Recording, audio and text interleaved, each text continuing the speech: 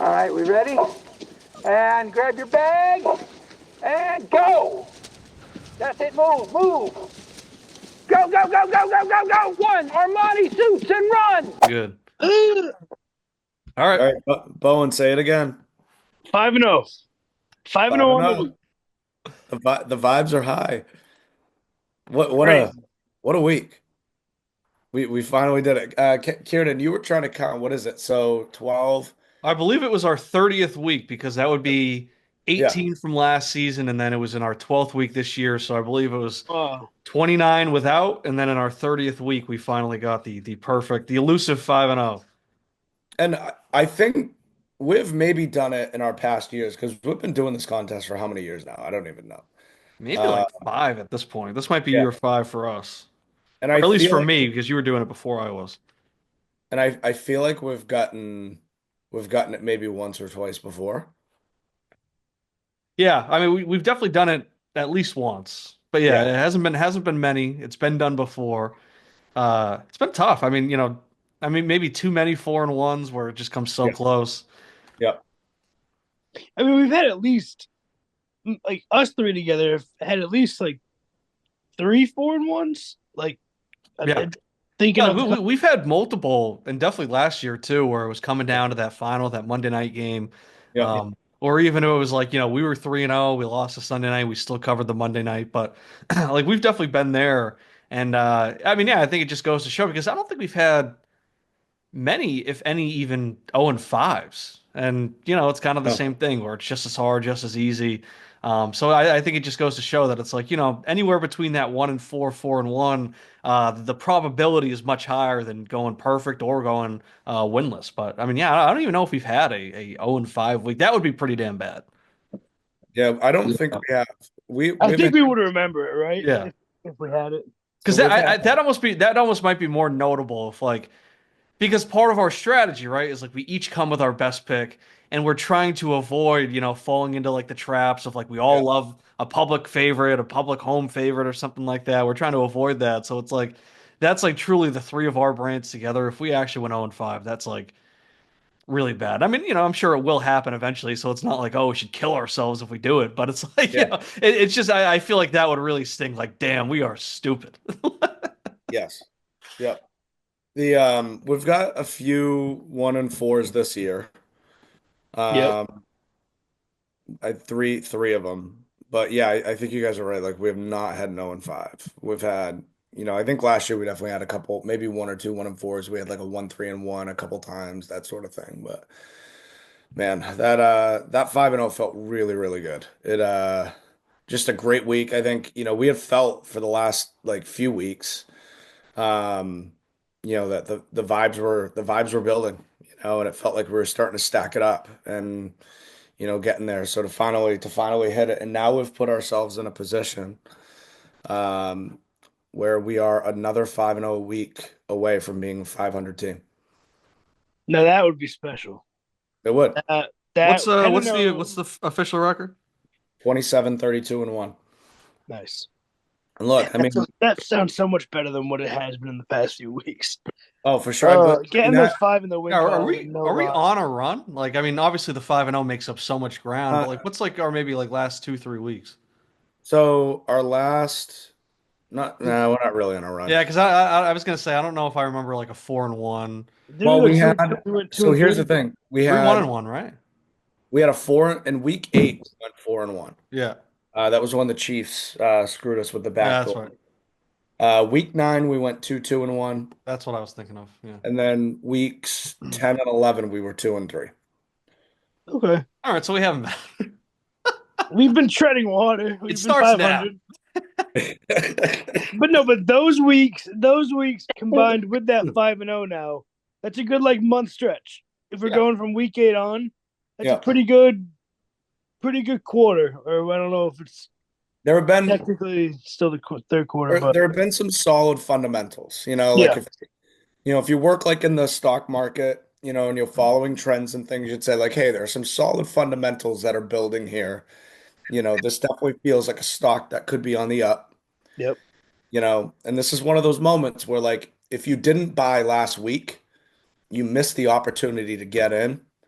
So now you're going to be paying a premium to get in with the Armani suits and run stock. Yeah.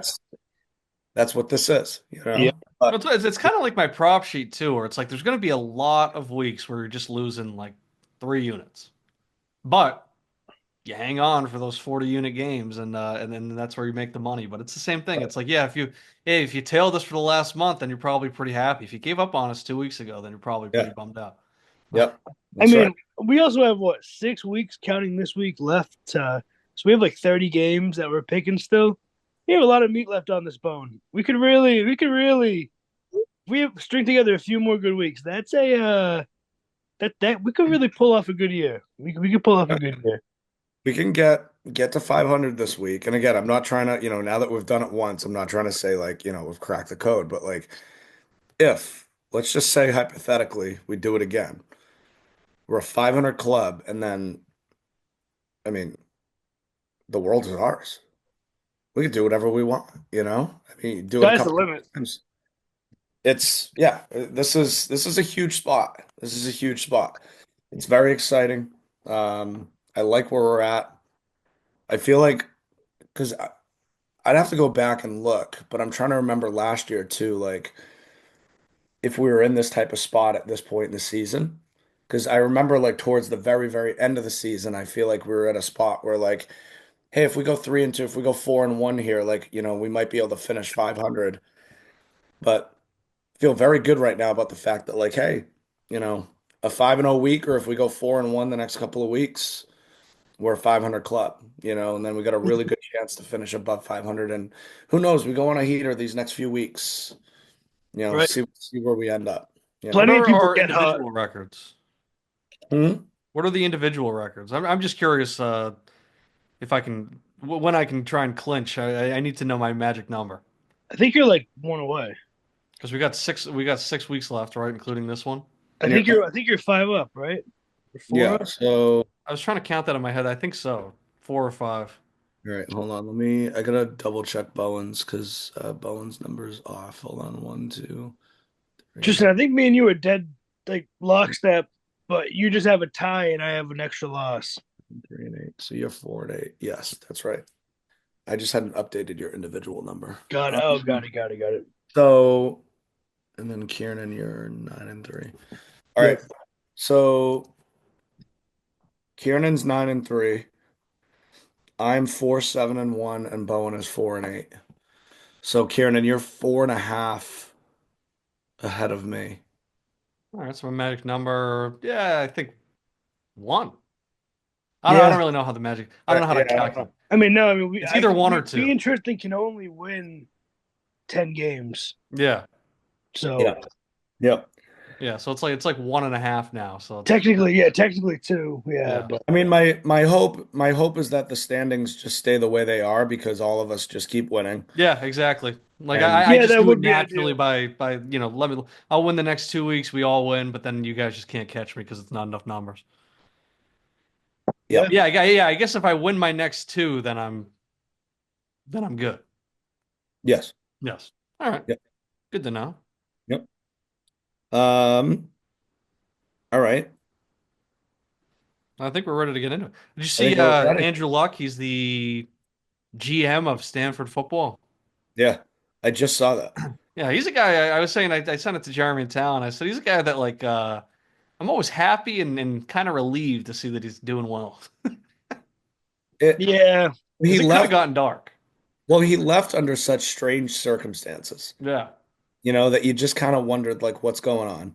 I don't remember where I was, but I just remember the feeling of like, holy shit, he just retired. Like, And like, then I don't remember what I was doing or anything, but I do remember just like reading the news and being like, what the fuck? Like, and then he he just stuck to it. retired at 29? And then he stuck to it, Yeah. which is Yeah, like because there were always those rumors like, oh, he's feeling good, he's looking to come back. But I do think he's one of those guys. I don't think those were ever true. I feel like he made that decision. He was kind of comfortable with it. I don't think that he was. that was probably Jim Irsay leaking, Yeah, yeah. like He to always some- reminds me. He always reminds me of our cousin Justin. Looks like him. He talks like him. Yeah. He's a genius. Yep. He Absolutely. kind of just does his own thing. Doesn't give a shit what people think about the logic. No, that's exactly who it is. He'll leave like this like really nice finance job, just be a waiter. He loves life. Loves life. Stream his Uh, album. yeah. All right. Should I switch over to the wheel? Yeah. Yep. Mhm.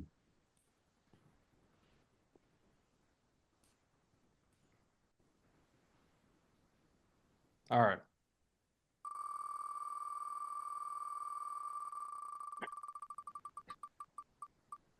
Oh my God. Bowen. Let's do this. Oh, So I'm going to go. Oh, let me pull up my stats. One sec. All right. I am going to go. Wait, what the fuck? Sorry, fellas.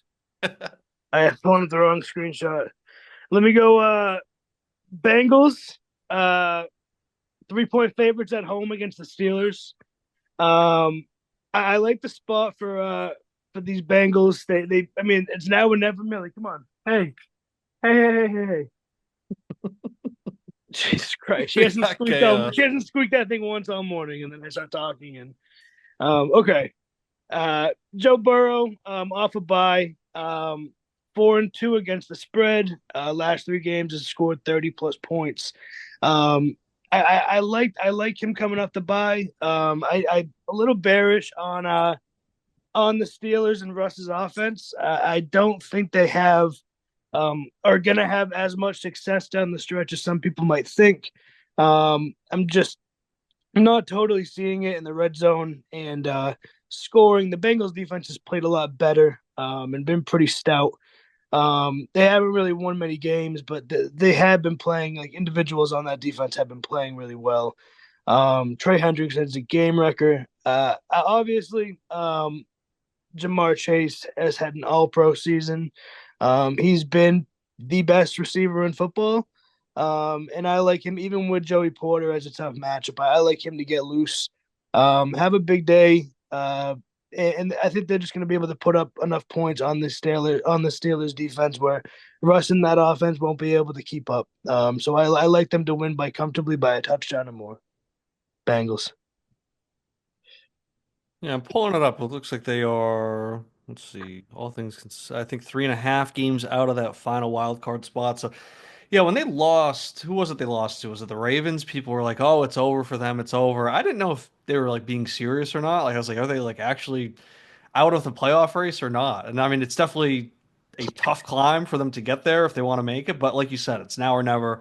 They need to flip that switch. And like they've played really well and they just haven't been getting those wins. So it's like Yeah. they need to turn it on. But yeah, this is a game I kind of just glossed over because I was like, I don't even want to try and really figure out what's going to go on in this game because I feel like it could be straight chaos. But I'm kind of buying what you're saying too, where I just feel like we're going to start to see a little bit of regression. I feel like that's kind of been what's happening with Russell Wilson over the last couple of years, where people want to get into him, even like his last year or two in Seattle, where it's like Russ is cooking again, Russ is cooking again. Then you remember it's like, he's not quite what he was. And yeah, he can still go out and he can still play fairly efficient football. He can hold on to the ball, not turn it over, have a good touchdown interception ratio. But yeah, it just kind of feels like the last 2 weeks we've started to see that where we've started to see them kind of pull back in and not be as great, as clean, as exciting as they were the first few weeks with Ross leading that offense. So yeah, I like that.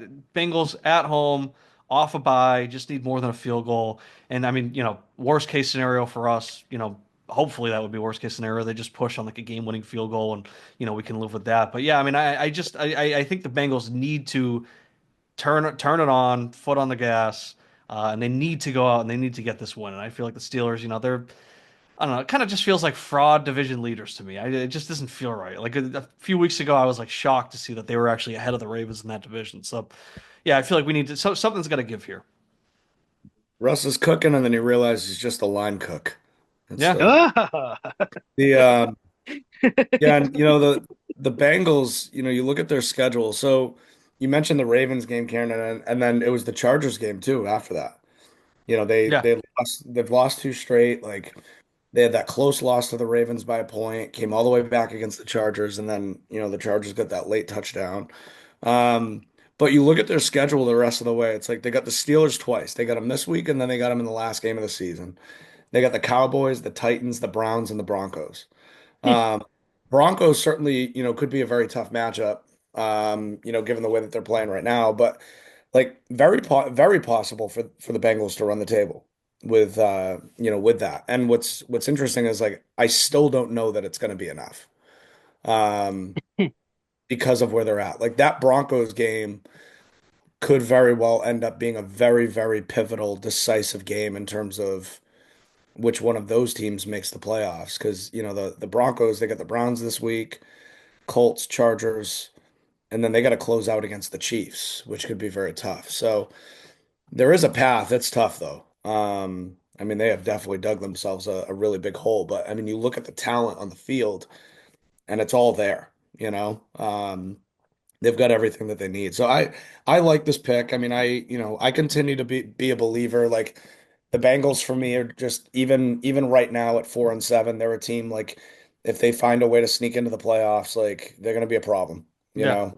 Like nobody in this league will want to play them. I don't care if they're a 7 seed that like just barely got in. Like there is too much talent on that offense. Nobody wants to see that team, you That's know. going to be one of those things where they get in as a 7 seed, and then whoever has the, quote unquote easiest path is going to be like, everyone's, oh, it's actually better to be the 2 seed this year, Yeah.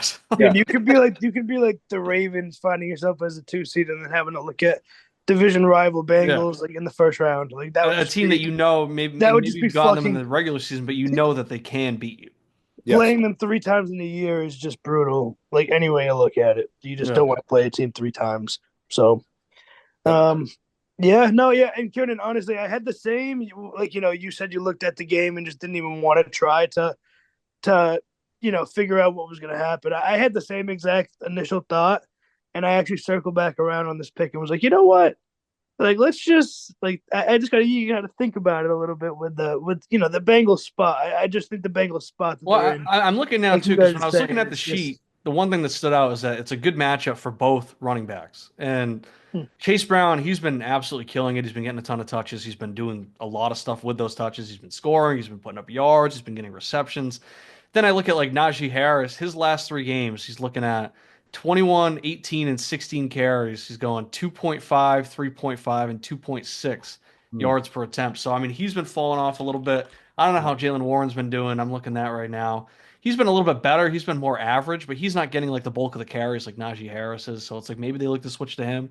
But I think that he gets better efficiency because he's more of that change of pace back. So it's like even if it does become more of a matchup, we take the ball out of Burrow's hands and it becomes a running back thing. I do think that they're a little bit better equipped to do that, and then they can use that to set up all these plays to much better receivers. I mean, George Pickens, I think he's great. I think he has the tools, he has the potential. I think to an extent he has a personality to be a star receiver, but we're seeing some clear consistency issues with him. One, consistency in play, and then consistency in just like I guess behavior, if you want to call it that, where I don't know. I mean, if I was Mike Tomlin, I would actually be fucking pissed on that Hail Mary. He's fighting in the back of the end zone. You're our one receiver that's worth anything on this team, and you're fighting out of the back of the end zone while the Hail Mary is being tipped around. Like that would actually piss me off so much. Yeah. I think he's gotten into like some sort of fight or altercation, like it seemingly like 6 weeks in a row. Yeah, I think it's been like a legit month straight. Like, I Like swear to you God, gotta, every week there's a clip of him like swanton bombing a guy on the field. Like, I mean, I don't think this is the case because like he just doesn't seem like an online guy, but it's getting to the point where he's doing it so much with so much consistency week to week that like you almost wonder that he sees people talking about it every time he does it and he feels like he needs to feed the machine. well, I was saying to Talon literally, because Talon and I we both we liked him coming out. We liked him, when he was his first couple of years too. Like that's just like a player that we can rally behind the two of us. And I was saying it's like he's got to pick a spot. It's starting to get a little old. It's like Yeah, another Pickens fight. Here we yeah, go. And you get people like PFT commenter who are like, oh, we just need like a camera on Pickens all game. It's like I don't know. I don't want to sound like a pussy, but it's like it's not like that cool that like this guy's just like I don't need starting that. fights every game. Like it's like kind of annoying now. Like Yeah, yeah, I'm all set. I mean, the uh, UFC is on every weekend now. I can. yeah, like it's not that funny. Like uh, Tristan, your whole thing about the line cook, it made me think of two quotes. One from Breaking Bad, one from The Sopranos. One when they're down, they thought they were about to get killed. They killed Gale, and Victory's cooking the recipe, and I always thought it was so funny, right? Gus, he's like dead silent. He's putting the shit on, and Walt's just like talking to him. I just want to be like, shut up, dude. Like Yeah. he's not listening to you.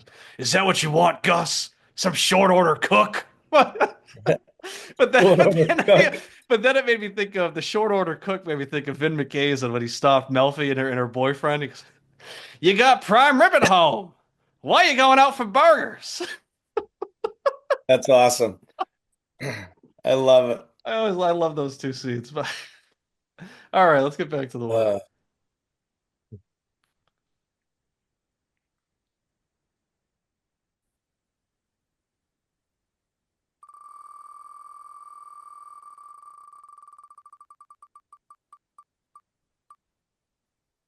Teasing me twice.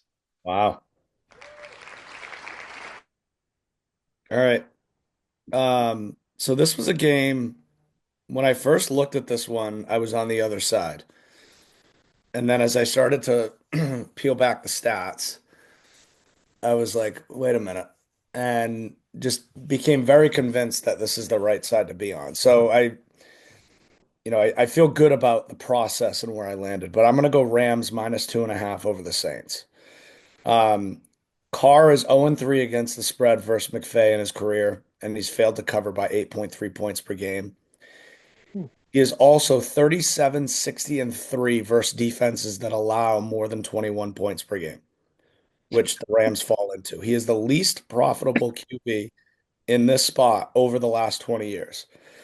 It's also an interesting matchup. You've got one team, the Rams, coming off a 17-point loss against a team that's coming off a 17-point win. Saints had a bye, but they blew out the Browns at home.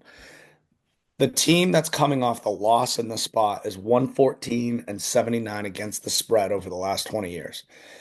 And then Carr is also just 1-6 against the spread off a full bye since 2017. He is the worst of all 81 QBs that have played in that span. So, it's also just I look at the talent on the field. It's an indoors game. You got the Rams with, that slew of wide receivers, Kyron Williams, Stafford. They're still in the mix. They need a win here to keep themselves in the mix. You can't suffer a loss here because then you'll just fall too far behind too late in the season. Um, so I really like them to bounce back in the spot, even though they're the favorite. I like the fact that it's inside of 3. So you win by field goal, we get the cover. So I like the Rams minus 2.5 over the Saints. Tristan, could you read back that first Derek Carr stat again for me? Well, it might have been the second one, but he's 0-3 lifetime against McVay. And then Okay, he is second one, he second is one. he is 37, 60, and 3 against defenses that allow over 21 points per game. That's an incredible stat. The least profitable QB in that spot over the last 20 years. Guy hates a good opportunity. That's incredible, dude. Like, That's crazy. That's absolutely that record cannot exist. Like that cannot be your record against bad he defenses. hates bad defenses. That's crazy. Hates them. But I feel like on the surface, that is Derek Carr summed up in one stat.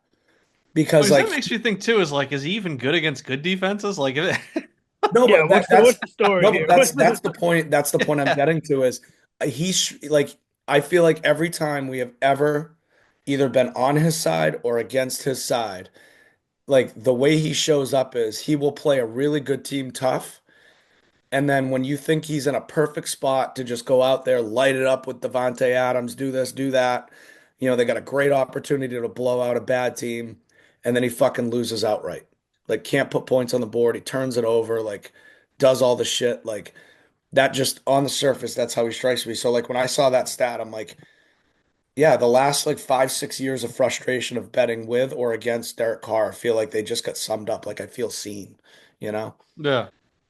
I think Derek Carr's got a case of the too big a chip on shoulder. I feel like he's just like he needs to have the chip on his shoulder to play well. So like he'll play elevated against like a good defense because all the doubters are doubting him and this that. And then when he has like an actual good matchup, he just like doesn't hear those doubters, doesn't have that chip, and just sucks.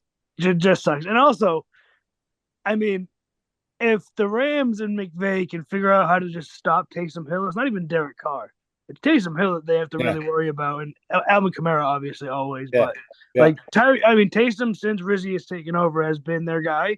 So you're almost I view Taysom Hill as more the main guy on that offense, at least with Rizzy and kind of the rest of the season, just because he's when they get within like the 20-yard line, like he's really the guy like kind of deciding if they score those points or not. It's much less Derek Carr than people might think with this new head coach. So I think McVay will be able to stop like a gadget quarterback. I would think he's going to have his guys ready for that. And the Rams have absolute like stud defensive line. Jared Verse is playing like an All Pro, and that Fisk kid in the middle is an absolute problem too. So I think they can apply a lot of pressure and disrupt that whole day for them. So I sneaky am really high on what the Rams got going for the future if McVay wants to stay and not go to media. Yeah, I like it. I mean, one thing that I was thinking of too was the remember the controversial pass interference, or I guess what Yep. was it? Was it a pass interference call or a non-call? I don't No, know. non-call. And the guy Um, like pushed so I the just he looked it pushed up. the Rams The just the like out of Rams are bounds. 2-1 in this matchup since that game. So Yep. I was just curious if there was like any, built up resentment or anything like that. But even if there was, it's like I feel like everyone that was on that Saints team outside of guys like, I don't know, Demario Davis or whatever, like Nobody's it's pretty there. much like a new roster. Like there's been a pretty much full turnover. You still got McVay, you still got Cooper Kupp, you still got some guys there. So it's like, I feel like maybe there's a little bit more culture there where even if both teams are pretty much fully turned over since then, I just feel like there's still the culture there in LA where it's like in New Orleans, they're just kind of all over the place. And yeah, I was looking at it. I think it's going to be a good Kyron Williams game. I think he could have a couple touchdowns. And I just like, I don't know. I was looking at the sheet and it's like, okay, maybe there might be a weakness with LA as far as, covering wide receiver ones. And it's like Taysom Hill's been great and he can play everything, but I don't think that they have a true wide receiver that can take advantage of that sort of matchup. I think that front seven's really good. Carr's going to be under a lot of pressure. So, yeah, inside a touchdown on the road. I like them still inside. I like the Rams here. That was they weren't on my car, but I like to go through and at least circle my lean for every game and then kind Yeah. of shorten it from there. And that was the side that I was on. Cool. All right. And Back Taysom to the Hill, I pick. was looking too. He hasn't really done shit against the Rams. He had one game with 9 rushes for 52 yards. That's really it. I mean, he hasn't really been too heavily deployed in these Yeah. matchups. It's only been 4 games that he's played in, but I mean, so far they've at least done a good job of limiting him on the touches that he's gotten. So, and I think that's going to be Mincy's pick. He has like a $25,000 free bet for the Stool Viber. And Oh, he's got that's not. I There's think not going Taysom to Hill hit. anytime is his pick. Oh, and word, right. It's touchdowns. Yeah. I think when you get the free bet, I think you can use it on anything because Hubs used it on the Yankees money line. I guess in game 1 of the World Series. They lost. That was when the Dodgers had that huge comeback. They were down like 6-0. They came back, won. oh my God. No, that was how and that was a bigger bet. That was like a $50,000 free bet because that was the first No shit. iteration of Stool Viber. So, all right.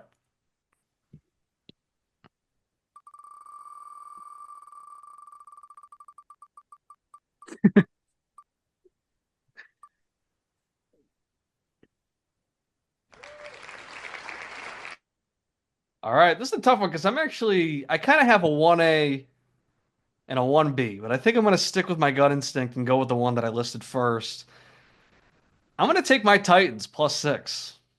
I like the matchup. I think that they've been playing really well. I think that Levis, his injury actually kind of served as the benching that we've seen for Bryce Young, that we've seen for Anthony Richardson. And I mean, Richardson, he's been kind of a mixed bag, kind of been the same thing, I think. I don't think he's been truly too improved since he's returned, but we've seen what it's done for Bryce Young. I think that kind of acted as a benching where he was able to sit back, absorb everything, just kind of take a deep breath. I think that maybe he was a little in over his head, just coming off of the a pretty decent rookie season, all those sponsorships that he was getting used to kind of feeling like a superstar quarterback, and then stepping in and not playing great. And, I was a defender of his early in the season. I kind of stand by it. He was not playing great. He was making some bad decisions when he was under pressure, but a lot of it really was that O-line was just so bad. Even with Skoronski, even with JC Latham, like that O line is still pretty damn bad. He's still under a ton of pressure, but he's been able to kind of figure it out, get the ball out a little bit quicker, and just take a sack. Like don't throw the ball backwards. Like he even said it. I'm not throwing chest passes. I'm not throwing it backwards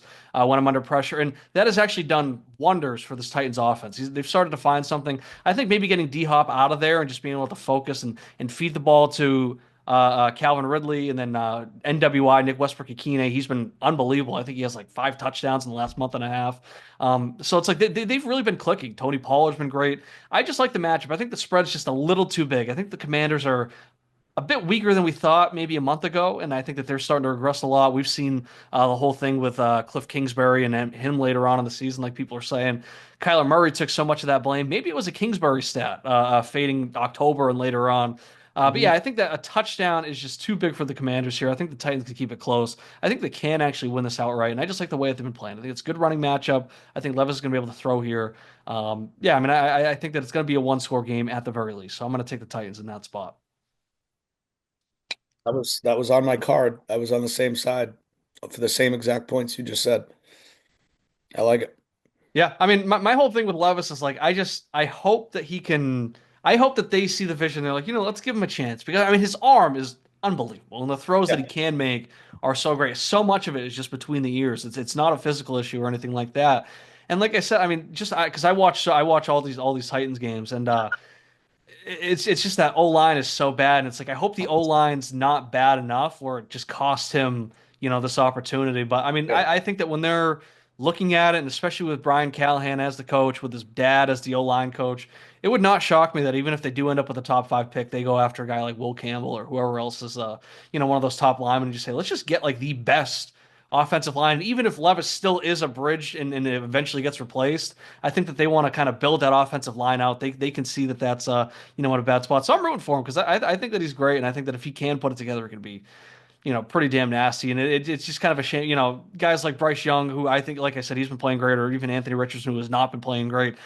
They get those extra opportunities because they were drafted, 25, 30 picks earlier. But, Levis, I think he's good. I think that they can still work with him and figure something out. And I'm hoping that he can put together a strong end of the season. But yeah, I'm kind of betting on this Commanders regression and a little bit of their demise. And they even have a good rushing matchup here too, but it's not as good. I think that the Tennessee run game will be a little bit better. And Brian Robinson, he got banged up with an ankle injury last week. He was able to come back, but he really didn't play much when he did come back. Eckler's out with a concussion, so if Robinson's not full strength, they're going to be leading on Jaden Daniels, who's been dealing with a rib injury. They haven't wanted him to run too much, and then all of a sudden you're down to Jerry McNichols as your number one. So. Yeah, I'm not loving the Commanders roster that's going to be rolling out. So Yeah, That that Eckler concussion was shocking in that game. Like that was a hit. yeah, he I got just I'm rocked. not even sure. I'm not even sure if or at least I can't recall. I'd have it to look was it it up. was it was like the very last. So I think after the Cowboys took that onside kick back Yeah, and they went up by 7 or maybe 8 because of that missed extra point. The he returned the next kick out of the end zone and like he looked like he got shot out of a cannon. yeah, And as soon as he hit the pack of guys, like you just saw it. Like the hit was like so vicious and like he was out cold. yeah. Out cold. And it was like Not all. I just remember sitting there watching. I think Kevin was here too, and we were both just like, they're gonna lose this freaking game, and this guy just got a concussion, is gonna be out because he tried to take this fucking kickback. Yeah, Like that is just such an awful circumstance, you yeah. know? He's been Or pretty good for them too, especially with Robinson getting Yeah, hurt. He's been able to yes, get he's that been done. yeah. I mean, he's obviously not his old self, but like, you know, especially in the passing game, like he's added a little bit of like he's been dynamic, he's been good. It's just that running back attack too. What do they call it? Like the pony formation or whatever. They have, all those guys in the backfield. Yeah, And it's like being able to kind of just do like a 3-man like RPO, and it's like, okay, maybe we can just bang it up the middle with Robinson, or we can do a little yep, play action, either, find McLaurin downfield or just dump it off it's, to Eckler and get yards. It's like it has been working, but yeah, like people have been pointing out online, it does seem like we're starting to see that Kingsbury cliff yeah, where the production starts to drop off. yep, yeah, yeah. I mean, and also I know you guys have talked about it, but that Commanders defense is not filled with world beaters. They are very normal to bad. defensively. Come on, hon. They are really not the best defense you've ever seen. They have some solid players, but they are always in the mix to get like 30 points put on them. I just especially with the way Levis has been throwing the ball, airing it the fuck out. That Commanders team, if you're throwing it deep on them, there's a solid chance that you're coming down with a few of The them. Commanders have allowed 2+ passing touchdowns in 3 of their last 4. The one game they didn't do it was against the Eagles, and that's when Hurts had a rushing touchdown and Barkley had 2 rushing touchdowns. So they were kind of taking care of him. Barkley had 26 for 146, along with 52 receiving yards. Hurts had 39 rushing yards on his own. So they were kind of just doing it. They were bucking the trend there, and they were just kind of dominating with what with their strength. But I mean, Cooper Rush had 2 touchdowns against them. Wilson had 3 touchdowns against them. Daniel Jones had 2 touchdowns against him. That's all in the last month. So, I love the way that Levis has been playing coming back from that injury. So I like to keep it rolling. It's kind of the same thing I've said, when I've bet against the Texans this year, where it's like I just think it's too many points for the Commanders with what they have and how they've been playing. Yep. Yep. Agree. All right. Sunday night game. Yeah. And I will just say we don't have to spend any time on it. The my 1B, I'll go off the board. Give me that Pats money line. Give me that Pats money line. Woo! I read it's going to be a windy Yeah. game. No chance Anthony Richardson can play in the wind. So, It might actually make And- him, I wonder if it'll make him more accurate. and you know what I might do though? I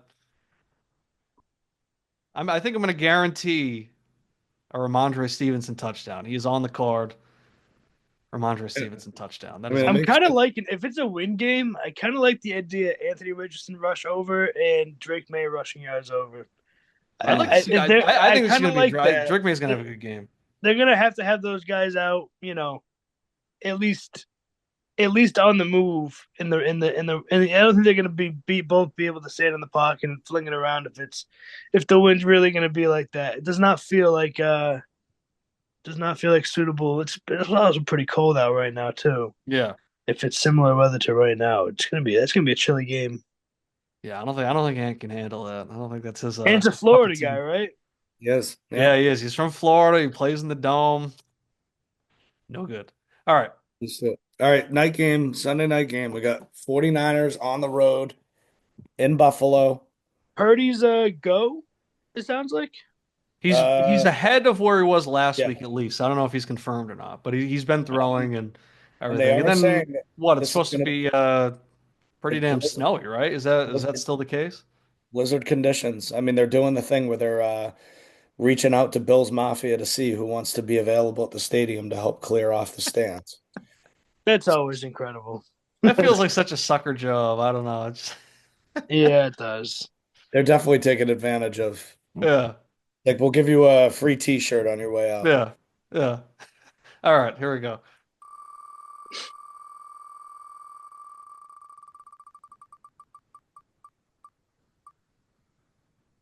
Ooh, Wow. Wow. famous to start. All right. Gotta go Bills here. The uncertainty with Purdy, obviously, doesn't help. But even just in general, if Purdy, I'm assuming, is a go, which it sounds like he probably will be going in some capacity. I think it's an awful matchup for how they've been playing. The Bills are rolling. They've definitely kind of found their identity on offense. And, at home, the energy is going to be big with all those Buffalo fans tailgating all day in the snow. This is like quintessential Buffalo. And Niners are hurting. So I like them to come out and just blow the doors off of them. Bills.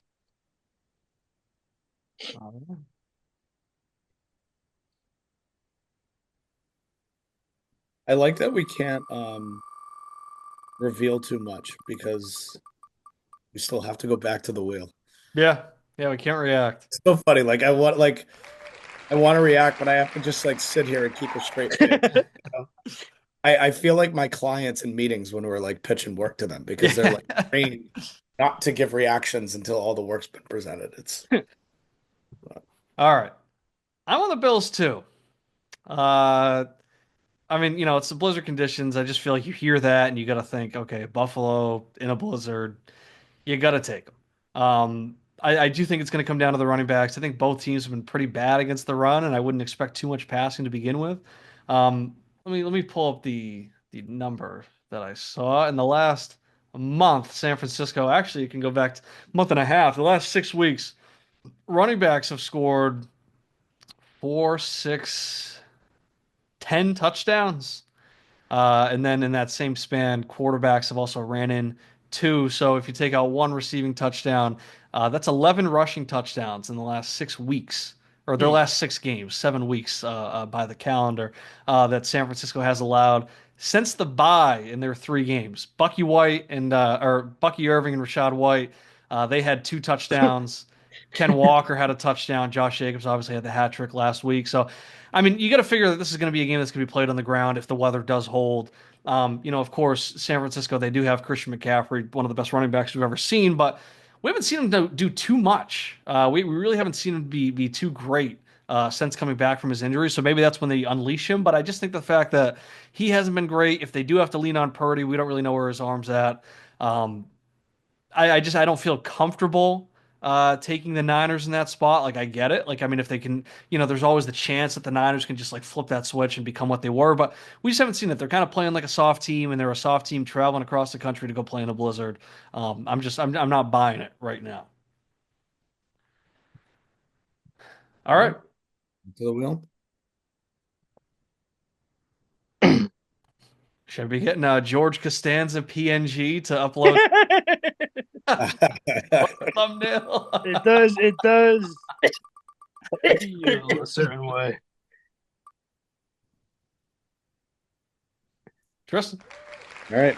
Well, if you remember, we were in a very similar spot last week where you guys both went. You went. We're on the Eagles, and then it was my turn, and I actually was on the Rams side, which prevented the Costanza, Yep. which did preserve the winning pick. I'm going to share my screen Oh shit! Yeah, I didn't even. again. I just want to make sure full transparency here. I am on the 49ers, so it will be the Bills pick for this week. All right. So I was on the Niners because I think in some ways I actually felt like the weather might actually help them a lot because they've known for a while that like this storm is coming. Um, there are a lot of questions at the quarterback position, and the weather is almost going to force them to just go into like basically an all-run offense, and they can prepare for that. Plus, Kittle we know is great in run blocking. He's fantastic there, so they can just go big formations. And at that point, they can just lean on a combination of CMC, Mason. They could actually be a nice 1-2 punch, wear them out. And I just feel like if they go all in on the run with what their run game is and what it can be with the talent they have back there, like +7 in snowy conditions like this just felt like too big of a number for me. I definitely think like it's still a game that's in the favor of the Bills to win. But +7 just felt too big for a 49ers team that I still think is like very good. It just feels like too big of a number for me. So I was on the 49ers side getting the points. But we're gonna go with the Bills. Yeah, kind of one thing to that too. I mean, there's been a lot of talk about the NFC West. In general this year, I feel like just with how nothing is really sorted through there at all. I think the two teams are 6-5 and two teams are 5-6, I believe. Very Um, irrelevant right now, that division. so or maybe it's different now after week 12, but I don't think any of those teams, especially the teams on top, the Seahawks and um, Cardinals, I don't think that they're going to be running away with anything. I don't think any of these teams are capable of stringing together like the win streak that would require them to quote unquote run away with it. So Niners will be in the playoff hunt, because of that division, for the entire thing. I would assume we're pretty close to the end of the season. So, they're still playing for something. They're playing for a lot. They could win the division if they have a good December. So, um, yeah, um, 7 points is a lot, but Josh Allen in the snow. Ooh, I'm glad. I I'll don't tell know. you I'm glad what. we didn't stand ourselves. I'm glad we didn't stand ourselves. I'm already picturing a nice Josh Allen anytime touchdown, James Cook anytime touchdown, Ooh, maybe throwing a CMC anytime touchdown. ooh, yeah. We're just seeing the board come together Yeah. in real time. I was I already love skimming it, so I already have it in the back of my I head love it. for what to look. I haven't checked the odds or anything. I mean, I would assume that Yep. Allen and Cook are pretty good. I don't know what McCaffrey's been since he's come back, but I would assume it's probably a little discounted compared to what it was last year. I don't think that he'd be going into this like minus 250, but I don't know. Maybe especially with a run heavy script, they might already have him back up there. All But right. all right, should we write that down? Yeah, that was. I will say, not to put any nervous energy into it, but I will say, when as I was talking through it, I was like, it is kind of a big number, but yeah, I don't know. I like them to just go ground and pound here, and yeah, I'm just picturing Josh Allen touchdown in the snow, almost like Brady getting up after like during the Raiders Tuck Rule game, that type of thing. I'm picturing having one of those moments. It's good. I mean, in some ways too, just to I want to help lift up, the concern of not dampening the mood, right? That you just said. This could be a big moment for Allen to like really put a stamp on his MVP case too. Yeah, At home in the snow, like that image you just, painted, Kieran, like, coming up covered in snow after scoring an anytime touchdown, and and they rout the Niners. And it's Josh like, Allen coming off an engagement too. yep. I mean, ooh, this could be in some ways like the early coronation of Josh Allen as your NFL MVP. Coming off a bye, just I got do. engaged. So I do think. that's I what mean, we manifest. obviously, Saquon, has a say. I think because of he could put up like a historic season from the running back position, but I don't think the NFL wants to give Lamar 3 MVPs in a row. Um, Yeah. I don't think they want to do that. I don't know. I just don't. I don't see them wanting to give a guy 3 MVPs, and maybe they have in the past. I don't think so, but I don't.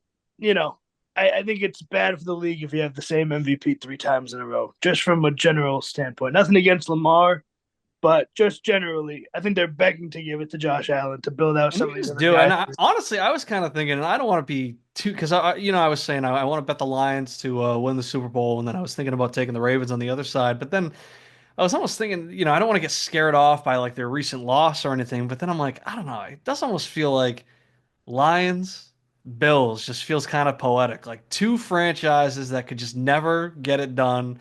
The Lions, they never get there. The Bills, the last time they got there was what, four in a row. They lost them all. Almost impossible to do, but they did it.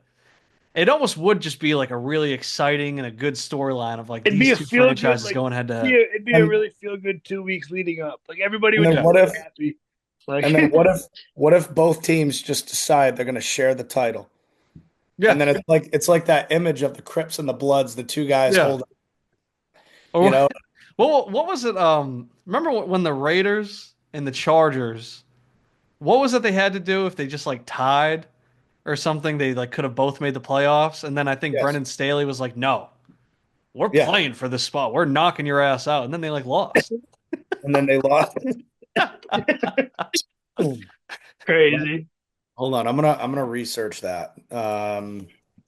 Chargers, Staley, Ty.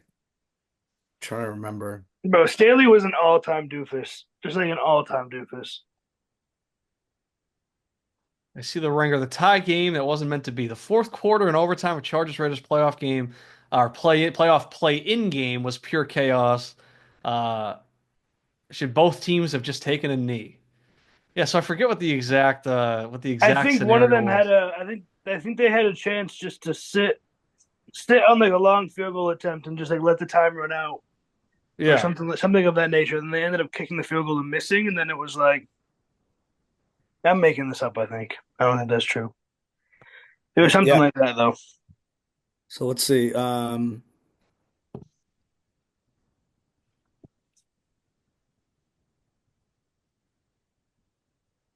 Okay, I'm reading Bill Barr, where both the Chargers and Raiders knew Yeah, they I would know. make it in with a win, but the third scenario made this endgame unique. A tie would have pushed each team into the playoffs at the expense of the Steelers, who won earlier in the afternoon. The chances of taking a knee were nil, but it was fair to wonder whether they would be upset about settling for a tie if they got into a sticky situation. Uh, they were clearly trying to win. Uh,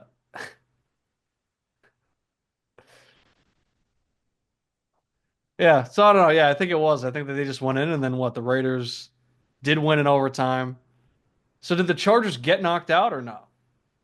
Yeah, the Chargers got knocked out, and the That's great. Steelers That's awesome. Steelers made it. Yeah, Yep. And that was just like another time where Brendan Staley didn't get fired. And yeah, yeah. I think he made it back. That like he made it through the postseason that year, yeah. and then yeah, so Pitt snuck in, right?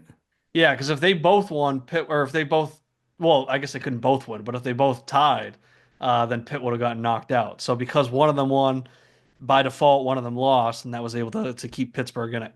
Yeah. Oh, and then I remember this. So then, all right. So then Las Vegas.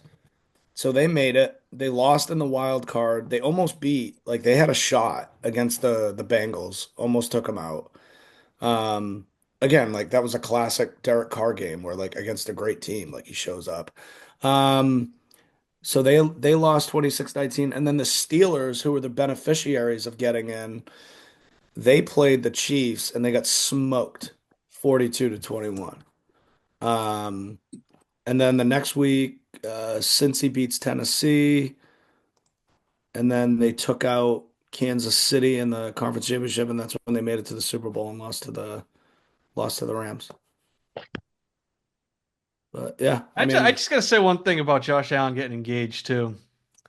Can't stand when people are like, "Oh, he's fucking killing it. He's marrying Haley Steinfeld." It's like, no, she could be fucking abusive. Like we don't know. Like she could be a yeah, bitch. Like I don't know. Like what? Just because she's an actor? Like yeah, I like True Grit, but like yeah, I yeah, don't know. We're just making a lot of assumptions here. So, yeah, we have no idea oh, he's how gonna win MVP and marry Haley Steinfeld. It's like, all right, like I don't know. She we ain't have my no. Gianna.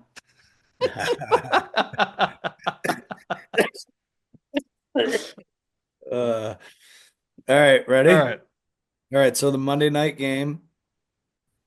What do we got this week? Cleveland +5 at Denver. Yep. All right, it's a Jameis game.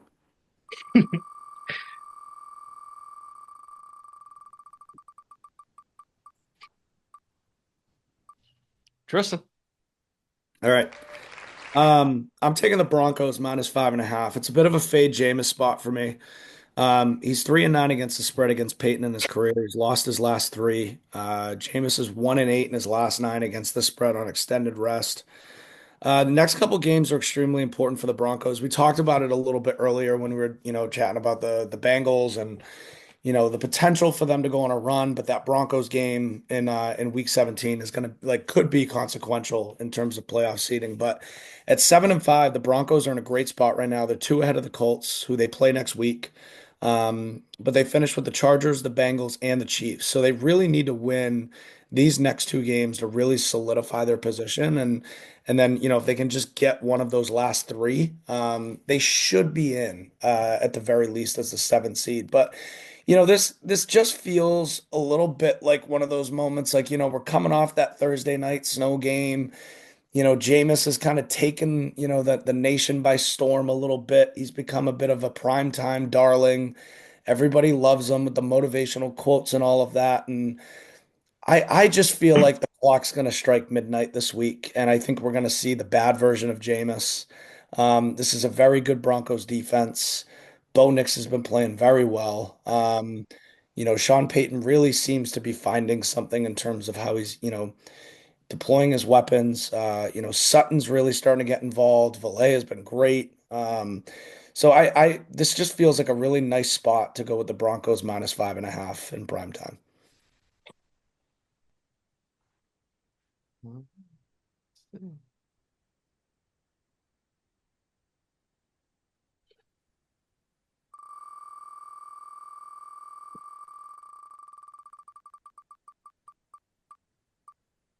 oh, Bowen. Yeah, give me Jameis. I'm not done with him. Fucking knew it. I knew I'm it. not I done knew with it too. Jameis. Yeah, I knew it. Of his course. time will come. His time will come. Not yet. Um, I like that. The Browns' offense is integrating Nick Chubb back into the offense more. He had over 20 carries last week. It wasn't the most efficient, but seeing him get that workload made me feel good. I like seeing Nick Chubb out there. I also like seeing Nick Chubb get a lot of volume because he's a great running back. And I think if they can make that their identity down the stretch, I don't think they're a playoff team, but I think they're a spoiler team like they were last week and can continue to be down the stretch here. I think they're going to turn into a team you don't want to see. Stefanski's a good coach. I do believe that. I think he's going to have his guys ready week in, week out. Um, like I said, Nick Chubb, and then also that defense, Miles Garrett. Their secondary's running around. They have a lot of good players up and down that defense. So they have playmakers everywhere against the rookie quarterback. I know Bo Nix is not playing like a rookie quarterback because he's like 25 years old and very, very polished, but still a rookie quarterback. And I think that they could just catch him on in a spot like this. 5 points. I also like getting against the rookie quarterback. So I going Browns. Go Jameis. All right, back to the wheel.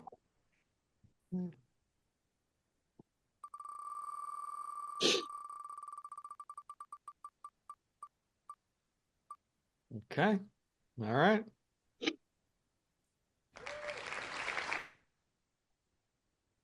I'm on Denver -5.5 here. I do think that maybe they're pushing it a little bit with the number. It's starting to get a little too big for me, but we're still inside of 6, which I like. It's a good key number there. Yeah, I was looking at the stats, and when you look at Cleveland's defense, they've allowed 2+ passing touchdowns 5 of the last 6 weeks. They broke the 5-game streak last week. Wilson only had one passing touchdown, but I do think that the snow in that second half did play a major factor. I mean, we saw how close we were to a Pickens touchdown that could have changed and made it a profitable night for the bets that I had taken. So that's 5 straight broken by the snow game with 2+ touchdowns. I'm looking it's 248+ yards and 5 of their last 6 as well. So quarterbacks have had some good success passing on them. Teams have gone a little run heavy on them, and they've allowed 3, 6, 7 rushing touchdowns in the last 4 weeks. 4 coming out of the bye. That was 3 between Kamara and Hill.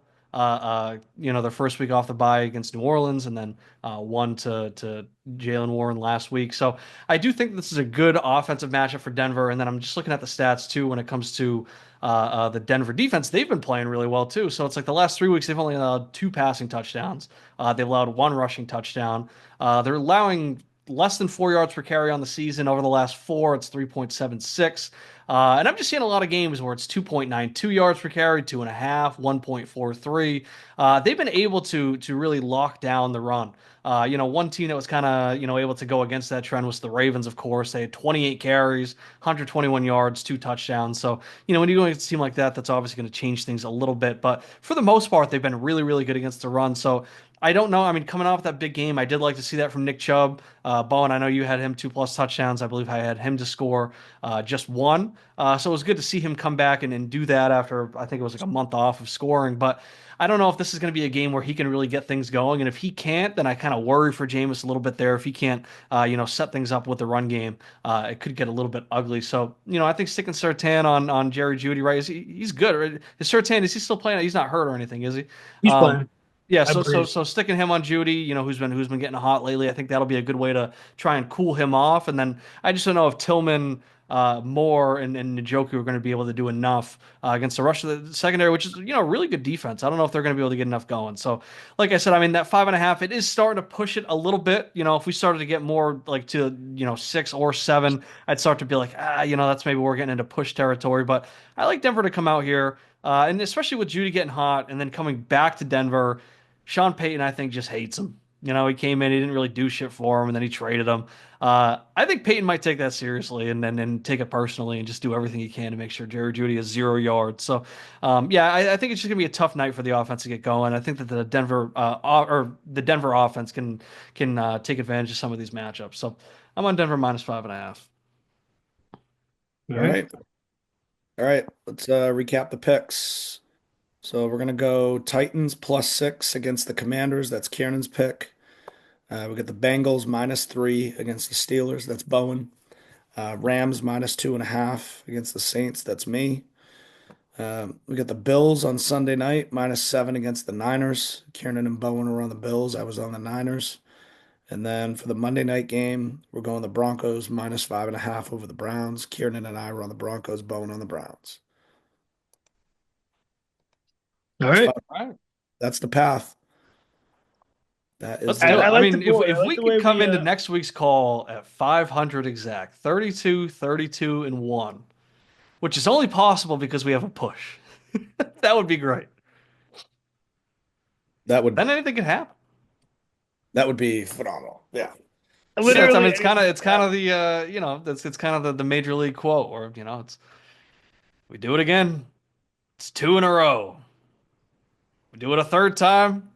It's what they that's call a winning called. streak. Yeah. It has happened before. That's my favorite part of it. It can be done. It's such a great scene. Great Like movie. we've seen us be so bad.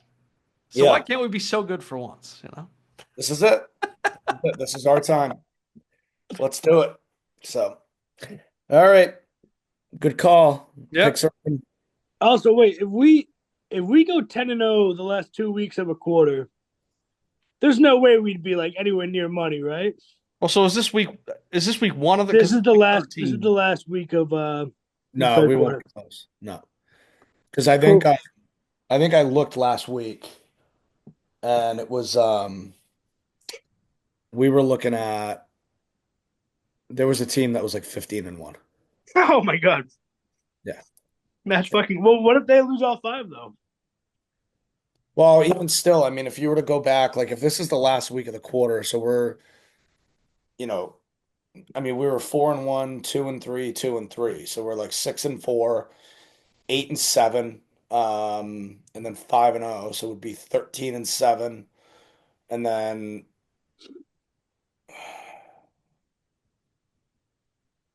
eight, yeah, I guess we could finish like 18-7 over a 5 week stretch. But if it's 4 weeks, you take that 4-1 out. So it would be 14-6. Wait, so how does the math work on the when do the booby prizes start? Because Well, let me hold on. like does So it not include week one or something? hold on. Because Let wouldn't it me be 1 through 4, 5 through 8, 9 through 12, making week 13 week one of the new quarter? I'm gonna pull it up. Hold on. Let's see. But then with 18 weeks, you can't do like clean fourth. So that's where I'm confused, I guess. Yeah, I don't know how they've broken it up. So let me just see. I'm going to the website to see if I can find links. They don't make it easy. I'll give them that. All right, third quarter. Third quarter standings after week 12. So there's 15 picks. So they started at what? So they went weeks 10, 11, and 12. Okay. So maybe, yeah, did they not count week one and then they did like Well, two? yeah, because with 18 weeks, like maybe they just don't do like the first 2 weeks or something. Yeah, it could be. So Mm. they're Yeah. doing it looks like they're doing weeks 10, 11, 12, and 13. All right. Yeah. So yeah, I guess maybe they just skipped week one. So there's like 5 teams that are 14-1. All right. Well, that gives us something to aspire for, you know. Yeah. And then full season, right now the leaders 43 points. So that they're one team's 42, 16, and 2, and then the other three are 43 and 17. Wow. So you figure after 12, 43 divided by 12. So they're averaging like 3.5 points a week. which is pretty solid. The one thing I care about the most is just finish with a respectable record. Oh yeah, Yeah. yeah. I mean, the maybe we're asking for a lot to try and finish in any sort of money at this point, but I just don't want to embarrass ourselves in front of all my Twitter friends. No, I mean, I don't want people seeing us, the three of us combined for like a 30%, It's like, no, but I mean that's so you look at like, all right, we're 27, 32 and one. yeah, So that's what there's 60, right? 60 picks. yeah, So we're at 45% right now. yeah, it's pretty good. And again, like, you get to 50% at like, um, yeah, I mean, we're in respectable territory right there, right? Yeah, Um, but again, if we can build some momentum and like just start stacking, it's not even that like, stacking more 5-0 weeks obviously is ideal, but like if we can just get to a place where consistently we're 3-2 and 4-1, like, that's where you start to really build up being on the positive side of things. I mean, yeah. obviously 4-1 is a significant difference from 3-2, right? Like, Hmm. so you get a couple of those, and now all of a sudden you gain in 3 points on yourself, which is huge. So, yeah, let's see what happens. But I feel good about these picks. I like the logic on all of them. I think generally, like, even though, this week in particular, like, we didn't all have each other's picks on our cards per se. Like, I think generally liked the logic and the thinking and feeling good. So got good vibes going in. Yep. Let's do it.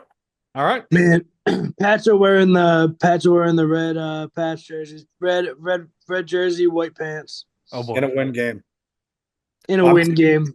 I'm gonna use that Stevenson pick, Kieran, for my Bozo parlay. I'm gonna send it right now. Yeah, that was one that I saw. Let me see if I can.